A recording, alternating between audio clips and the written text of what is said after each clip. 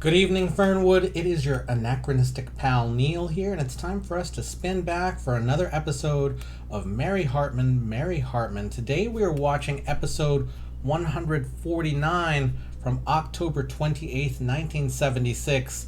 I believe it's time for us to do a recap. At the Capri Lounge, Tom and Charlie ran into Annie Weiler, who certainly made an impression not only on them but on Merle Jeters, who happened to be stopping in to catch a show. Merle mentioned that he just purchased the lot that Annie has been parking on. Then Loretta shows up and with the best friend energy she can muster, places a verbal wall between Annie and Tom, because she does sense a chemistry between them. Down at the mental ward, Mr. Ackerman makes Gore Vidal quite nervous, and then Mr. Vidal makes a good impression on Mary, saying that he is hoping to write a meaningful book about her life. And then later at night in bed, Charlie has some heavy thoughts. He's troubled by Loretta's new song, Moaning in the Night, and feels that it reveals a little bit too much about something that he really wants to keep secret, namely that he lost a testicle and is having sexual problems in bed. Loretta suggests that Charlie should look up hypnotism. That's the recap that I've got for you, everyone. I believe we are safe to go.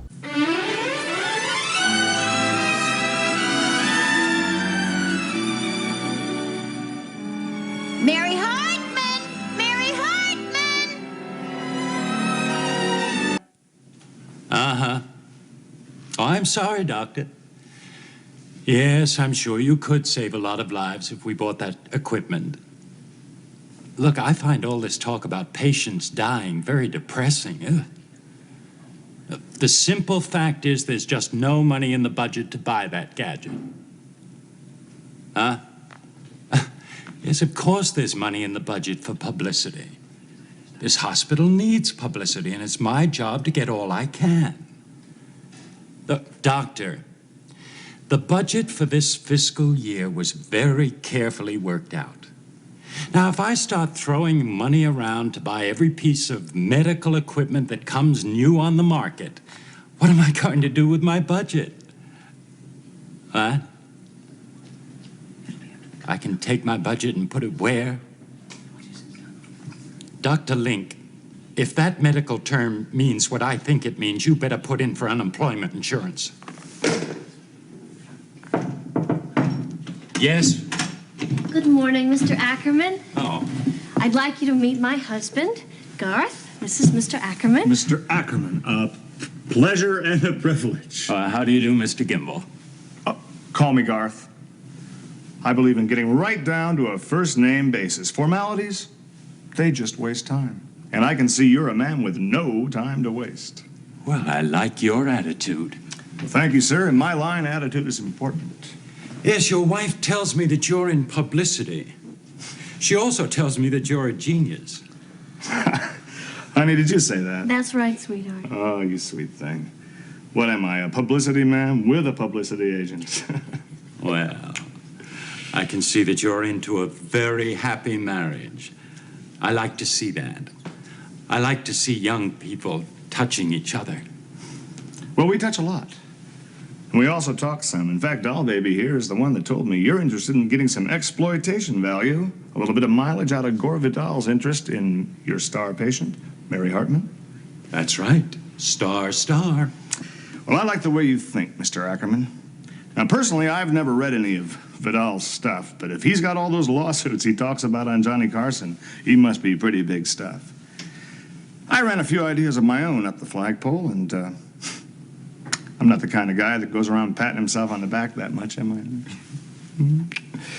But I have to say, in this one instance, I saluted. I'm not quite sure that I follow you. I'd follow him anywhere. Of course you would, honey, and thanks. But this is man talk. I'm sorry, lover. Okay.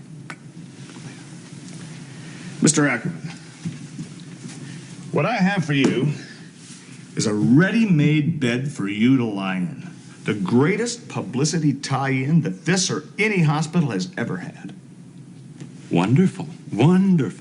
Hungry, huh? Okay, let's eat. First, put your napkin under your chin and feast on this. I came up with a little thing. Why be modest? a fantastic thing for the Chamber of Commerce of Fernwood. It's a 12-cylinder concept with publicity overdrive. Well, what is it, Mr. Kimball? Garth? What it is, Mr. Ackerman, is a star-spangled operation for the Fernwood Chamber of Commerce to bury a time capsule right here in Fernwood that would be opened 100 years from now. You follow me? Okay, bicentennial? Pff, old hat.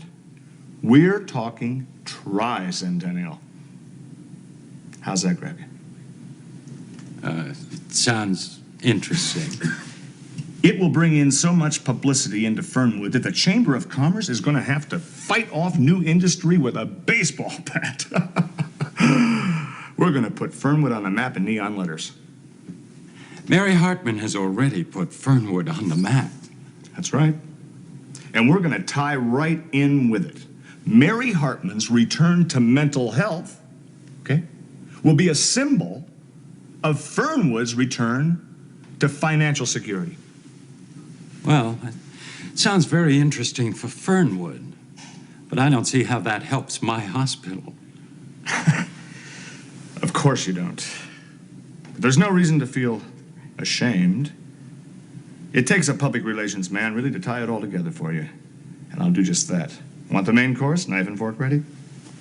Who do you think we're going to get to choose the contents of the time capsule? Who? Mary Hartman. Your Mary Hartman. The typical American housewife, consumer. I see. Uh-huh. You'll get enough publicity here that you're going to make the Mayo brothers look like quacks. Wonderful, wonderful. But what about Gore Vidal? I thought you'd never ask. No, I knew you would. Who do you think we get to be MC at the big do on the day when we bury the time capsule? Gore Vidal. You're brilliant, Ackerman. You are brilliant. Really? Oh, my. Yeah, but I see a time problem here. Now, when is this capsule thing going to be buried? The very day Mary Hartman gets out of your nut farm here. We time her mental recovery with the city's recovery. And it will help the hospital. I love understatement. That's great. Help? What we can do is we can have the Chamber of Commerce make Mary Hartman Homecoming Day, okay, an annual event. That way you get repeat publicity every year for 100 years. Is that a barrel of firecrackers, or is that a barrel of firecrackers? Well, there's just one problem that I can see, Garth. I'm not sure how long Mr. Vidal is going to be in town. Now, it is possible that he will leave before Mary Hartman is released. Well, that's your own personal yo-yo, isn't it, Mr. A? How do you mean? I mean, you can roll with that one any way you want, can't you? According to my baby doll there, you're the big enchilada around here. Well, yes, in a manner of speaking. Well, then when Mary Hartman gets sprung is up to you. Unless, of course, you're not the big... The big enchilada? Oh, I am. Ask anybody.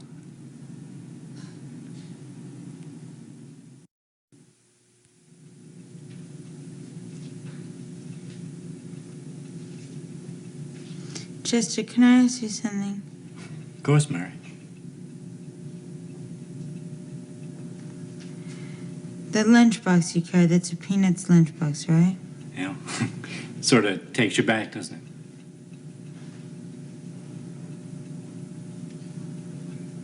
They serve hot lunches here, so how can we carry it?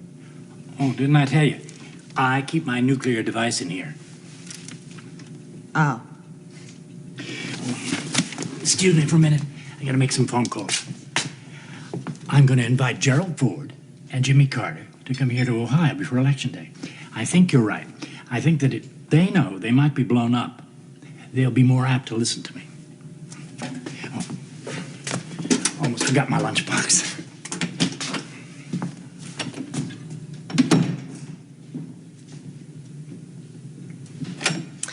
Hi, Mary. How are you feeling, hon? Yeah, wait a minute, Loretta. Oh, Mary, are you still mad at me because I got lost my temper and everything at you last week when you was home? Oh, no. No, I understand about that. I mean, I understand that, Charlie's under a lot of stress. What with the two of you not having any sex life or anything, it must be boring. And I mean, I certainly understand that, you're just so tremendously oversexed through no fault of your own. I'm so glad that you understand, Mary. I really am. It warms my cockles. Thank you. And I mean, I really feel upset about the other thing, and about going off and running off to Charlie and telling him everything, about Tom and me. It's just that, I mean, I can't help it. We did have just such a wonderful sexual time together that, with the aid of the Bible, and I just figured that you certainly know a lot about the Bible, being as religious as you are, that, you would understand all about that and everything like that. Well, actually, I think in Charlie's and my case, it's more that our chromosomes attract each other like crazy. Well, it's just that I finally really do understand what it is you're missing with Charlie. I mean, I don't know Charlie, so I don't know what you're missing, but I know Tom, so I know what you're missing. I mean, I know, now that Tom and I finally have just a wonderful, sinful relationship because of the Bible, and, so I can see that it's rough for you. I mean, what? You know something, Mary? What? Oh, I hate to tell you this. But I know something about your marriage that is not very biblical. Now, Mary, I wouldn't tell you this because I know that it is going to womp your feelings up something fierce, But the truth of the matter is, I think you should know so we can stop it at the pass. Because I know that if it was me, you'd tell me about any transgressions in my marriage and stop them at the pass. What exactly is the pass? Well, you know how in the Bible, Mary, it says, "Thou shalt not commit adultery." Yeah, well, I don't do that. I mean, I did it once in 14 years. I mean, that's not, I don't consider that much. I mean, I think that's less than the national average. I don't even think the Bible would consider it that sinful for that reason. And anyway, it was in a hospital with a heart attack victim. So, I really feel that I do deserve a special handicap for that one. I agree, Mary. But I'm not talking about you committing adultery, actually. Then who? I don't want to get, specific, Mary, but because this is a personal situation, But let me just try and put it this way to you. In your personal marriage, Mary, there is some adultery glomping around. And since it's not you who's doing the glomping, I will leave it up to you to figure out who the glompy is.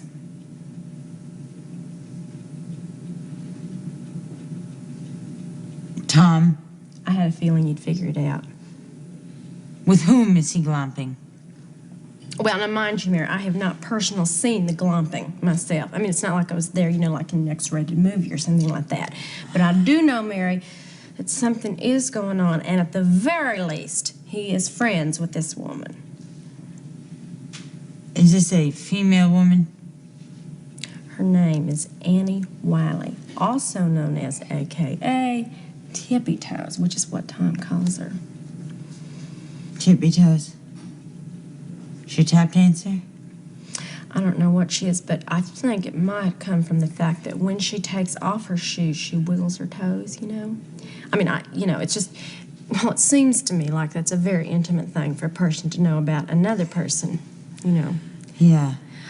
Oh, Mary, I don't want to, I hate to do this to your emotions and all, seeing that you're in the band, but I do know that you're just about quit on that nervous breakdown of yours, and I just felt that it was my duty as your very best friend to let you know about this. No, that's okay, Loretta. I mean, you are a real friend, and Tippy Toes. She used to ride the circus elephant. She's such a familiar childhood name, No, I don't think so, Mary. Oh. Well, I'm really glad that you don't feel any malice toward me or nothing, because I do have this teensy little favor I'd like to ask of you, which I'm sure you would be delighted to favor me with. What? Well, you know how you said that I was just marching around and everything, on account of Charlie's horrible condition, just miserable and edgy as a honey bear, loaded with buckshot in its hind end? No, I don't quite remember saying that. Well, it's true, Mary. It is absolutely and precisely true. I'm telling you, darling, I am about to go out of my ever-loving mind, which, as you know, is ever-loving. Well, I do know that, yeah. So, anyway, the thing is, if you could possibly get me an appointment with that sex doctor, because he does seem like a right Christian man, seeing as how he uses the Bible and everything, I really think it could help me. Oh, yeah, I can do that. I can get you an appointment. Mary, thank you so much. I really appreciate it. Tippy toes.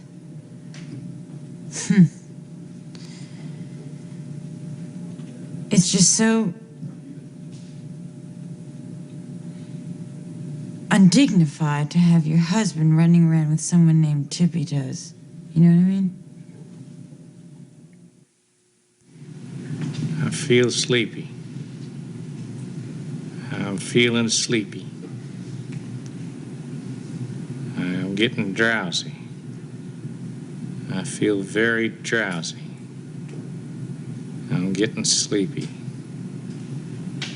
Soon I will be asleep.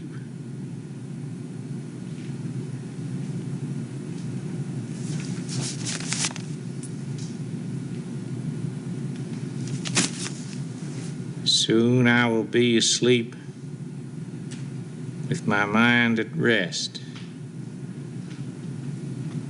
at peace, ready to receive thoughts, ready to receive positive thoughts. I'm getting sleepy. I'm getting sleepy. This is dumb. I'm not getting sleepy. I'm getting a sore arm.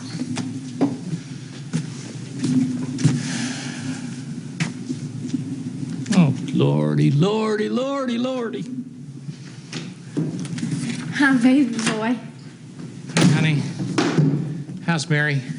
Oh, honey, she's getting to be pretty fine. I'll tell you. You know what? I think she's just about quit with this little old me nervous breakdown. Yeah, I think I'm catching it. What are you talking Oh, about? I don't mean I'm catching her nervous breakdown. I just mean that in all my born years, I never been so nervous and I never been so broken down. Oh, Charlie, please don't talk that way. Oh, honey, how am I supposed to talk? How else am I supposed to talk? I mean, I'm in an unnatural condition. I swear I'm thinking of entering the women's tennis tournament at Forest Hills. I think if they gave me that test, I could pass it. Charlie, you have got to not give up hoping. Now, it's very, very bad for your psychologies. And Dr. Furman said you must have a positive attitude. How can I have a positive attitude when I got a 100% negative condition? But, Charlie, you cannot give up hope. Now, honey, there is a cure for what you got. What about what I ain't got? Darling, did you try that hypnotism like I asked you to try? Oh, Loretta, I read that article. I swear, if you could spread that stuff on the crops, they'd really grow. Charlie, now, did you try to hypnotize yourself? It's no use. Honey, don't say it's no use. It's no use. Well, it is some use. Now, come on over here, and I'm going to do it to you. Come on, sit down here. Sit down, I'm going to hypnotize you.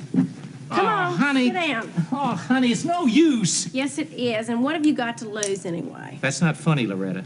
Charlie, I'm not being funny. Now, you've got to get over this attitude of yours. Now, come on. Now, you cannot treat this silly. You've got to take it serious. All right? Now pay attention and try as hard as you can. I want you to follow this silver baton. Concentrate only on the silver baton. Ooh, you're getting so sleepy. Drowsier and drowsier till your eyelids feel so heavy you can just barely keep them open. It was like a ton of bricks was right on the tips of your eyelids. Now they're just teensy-nicey open. Close your eyes, Charlie. You are now barely awake. Your mind is on a cloud high above like a magic carpet ride. Your conscience is barely in earth. You are slipping off to the land of nod, but yet you can hear me. And I will be injecting positive thoughts into your brain directly, even though you are fast asleep. Nod if you can hear me. Now, these positive thoughts will remain in your brain throughout the rest of your life. If a man has one arm, he still can do the things that a man with two arms can do. Not if you believe that.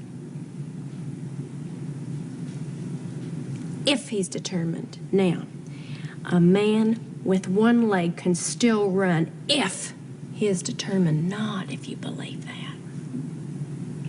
Nod. Now, you can do what you want to do if you want to do it bad enough. You can do what we always used to do, even though you got one of what you used to have two of, if you want to bad enough. Positive, good vibrations melting, blending into, and going into your brain. If you believe that, if you believe that, if you believe that. I don't believe it, honey. I just don't believe it. I mean, we tried and we know it's impossible, honey. I'd sooner believe that Pat Boone would make a porno movie or Raquel Welch is a female imposter.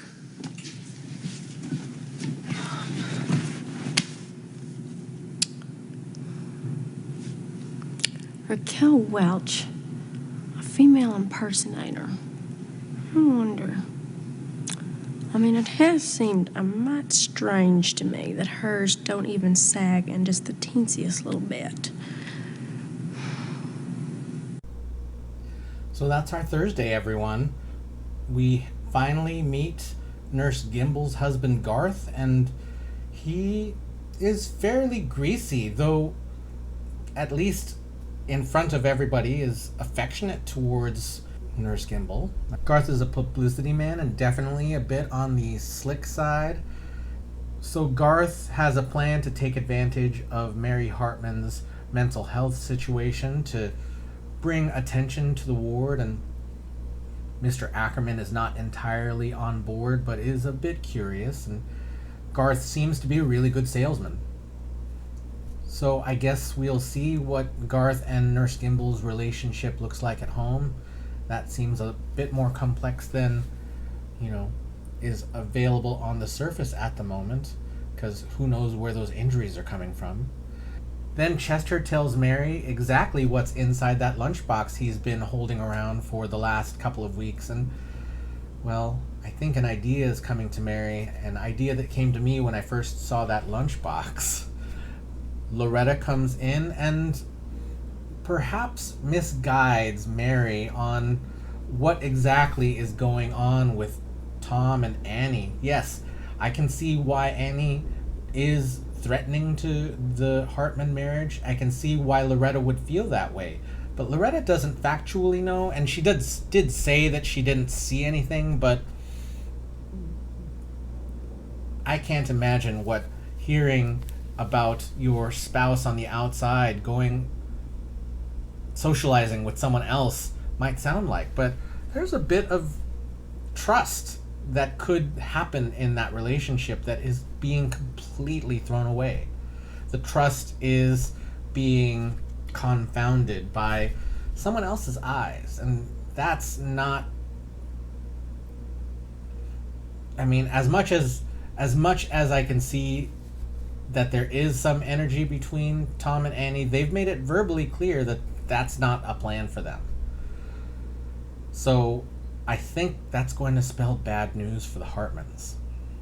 Then Loretta asks to be put in touch with the doctor who helped Mary out. And, I can see that Loretta's still a bit hurting from her own relationship, which is what we're going to see in the next scene, that Charlie is trying what Loretta's saying, but, maybe not with the most appropriate tools. I think there is such a thing as self-hypnosis, as I've done at least a little bit of reading on hypnosis, and yes, it is possible to hypnotize yourself, but it's a lot harder, especially if you're skeptical about it.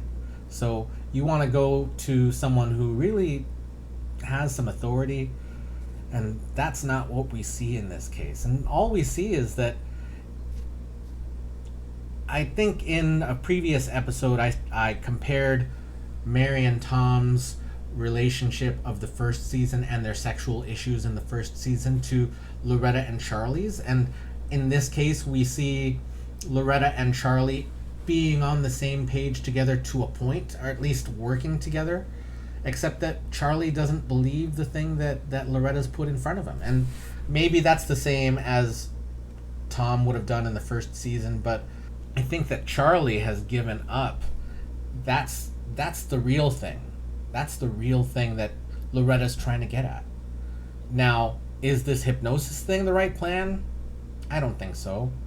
I'm not even sure that the biblical passages are the right thing, because for Tom and Mary, I think for Tom's sexual appetite, it was guided a lot by feelings that sex was dirty.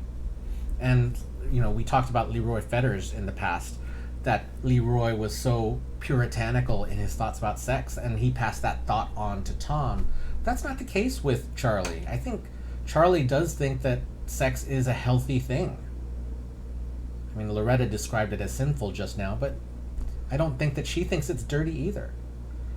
So it's not the biblical thought, and it's maybe hypnosis can help, but I think it's more like just listening. And sadly Charlie does appear to have given up, and I think they do need some help.